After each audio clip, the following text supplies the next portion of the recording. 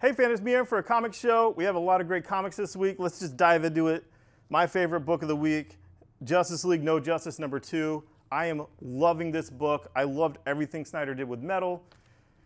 Yes, the Justice League broke the source wall and some giant titans came out of it, and the Justice League has to make groups of different characters and even villains to defeat them, which Brainiac puts together. And I love it. It's high octane, crazy action, great characterization, great banter between the characters that just don't like each other working together. Starro is just classic in here, and the end of this issue 2 is a reveal of a character that I was actually just talking about the other day, posting about on Facebook, and has not been seen since before New 52, to my knowledge. And I freaking loved it. I am so excited. Also by Scott Snyder, new challengers, also coming out of Metal. You know, Challengers Mountain popped up in Gotham. This is a new team doing a mission that's related to Metal, it seems, the aftermath of that. And it's respectful to all the previous incarnations, and I dug it. It's Scott Snyder. You'd probably know if you like those parts of Metal, give it a shot, try it. It's not for everyone, but you might like it. And also for DC, The Gift, Batman. Look at this. For my parents to live, I must kill Booster Gold. You know I'm Booster Gold's biggest fan. He's off his rocker in here. He's crazy. He's messed up a lot of things, but now he's integral to Batman's mythos. Integral. And this issue answers a question I've had my entire life about the Batman mythos. And no, it's not about where was Alfred the night they got shot, why wasn't he chauffeuring them around, why'd they have to walk. It's why the frick did they walk down Crime Alley? I'm not even saying it was literally called Crime Alley, but they live in Gotham, they know there's crime, there has to be more crime in alleys where there's not people than on the main road. Why did they go down it? Why did they take a shortcut? You know, it's been answered other places, you know, in other continuity, but here it's answered in a way that I truly love and I'm truly excited about. And Tom King really did right by Booster Gold. I love to see him do more. Moving on to Marvel, Avengers 2, Jason Aaron is killing it on this book. It's all of Marvel's legacy come together. It's a great team he put together of iconic characters. The big guns are back, except She-Hulk instead of Hulk, but they're doing some monster stuff with Hulk. And I actually like She-Hulk in this issue. I think you will too, if you give it a shot. But the art's great, the story's crazy. They're also fighting giant titans. This one's called Celestials. You guys know about that. But I love this issue. I'm digging his run. Give it a shot. Also by Jason Aaron, Mighty Thor, Gates of Valhalla, one shot. It's aftermath of Jane, who we saw at the end of her series. You know, I'm not going to spoil it, but you've heard. So there's a story with the Daughters of Tomorrow, kind of a Warriors 3 that are Thor's granddaughters. And then there's another story that sets up the next big thing, the War of the Realms. So I'm excited about that. Finally, Countdown, Infinity Countdown, Daredevil #1. It's a one-shot. It's who has the Mind Stone, and it really sucks for Daredevil, really sucks for him. Great single issue, written by the same guy that writes Infinity Countdown. So if you're digging that series and you like Daredevil, get it. If you're not digging the series and like Daredevil, maybe get it. And if you're digging that series and don't like Daredevil, probably don't get it, but at least flip through it.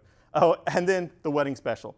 X-Men Wedding Special, 3 tales. It has a story by Chris Claremont, who hasn't done anything in a long while, for X-Men at least. And then Bachelor Party, Bachelorette Party. The Claremont story is like a Kitty Pryde, like just total lesson, like AP, advanced placement, Kitty Pryde. Just look at all these words on every page. It felt like I learned stuff. I've been reading these comics my whole life. I learned stuff that I'd forgotten or that I never even knew. And it seriously felt like to me that Chris Claremont is her dad, and he's giving the toast at the wedding and just droning on and on and on because he's a little tipsy. And but having said that, I enjoyed it. Moving on, Mighty Mo one-shot. This was fun. Best story in here is Mo and Barney's Excellent Adventure, which is a parody of Bill and Ted. If you like The Simpsons, check it out. Aftershock, Garth Ennis, A Walk Through Hell. Truly creepy. This book filled me with dread. It is horrific. There's things that happen in this book that'll creep you out. Like, read it after midnight like I did. Something is coming. These FBI agents are on the case. It's tied to some of this gun violence stuff. It's tied to things that are going on, but it doesn't take a side in it. There's different sides, representative people that feel different ways about things, but that's not the point. The point is something is coming, and something is causing this, and anyone that has any interaction with this thing that's coming loses their shit in the most horrible ways. And I can't wait for issue 2.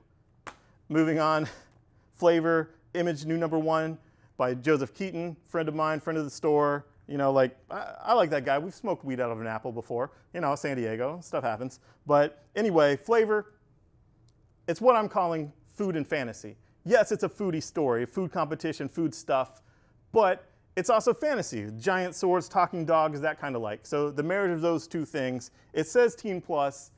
I kind of felt it was all ages, but, you know, I'm maybe I'm not that much of a stickler. And then finally, Barrier, Brian K. Vaughan, Sideways book, issue 3. You got the first issue for free on Free Comic Book Day. It's weekly. Second issue came out last week. Here's the issue 3, and it's only 5 issues. So Brian K. Vaughan, dude you love from Saga, may have loved from Why Last Man or Paper Girls, new thing, get it. And then finally, just touch on, yes, I was mentioned in some kind of Comics Gate thing where there was screenshots of things, and I said that I wouldn't carry this book, Jawbreakers, unless someone prepaid for it. And that's just me being fiscally conservative. You know, I might be socially liberal on some things, but I'm fiscally conservative. I'm running a friggin' business. And you know, when you have a crowd-funded thing of that magnitude, which was very impressive, it was at $200,000 when I commented on it, that's insane. That seems like it tapped a lot of his contacts, a lot of the people that would want it. And it also seemed like the type of book that, some people might want to order just to support it, and then had no intention to actually come pick it up. And that's where I was at. I wasn't calling for a boycott of Antarctic Press. I like Antarctic Press. They decided not to do it. I never even had heard of the guy by name. I've heard something about comics and diversity, but never watched a video.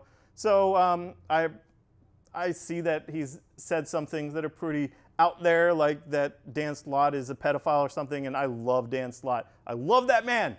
So, you know, obviously I'm against that, but I wasn't calling for a boycott, and I wasn't participating in a boycott. I was just saying, like almost everything else in the back of previews, I'll special order it with prepayment. This is just my thing. So, you know, if I'm supporting something hardcore, I'll stock the shit out of it and promote it.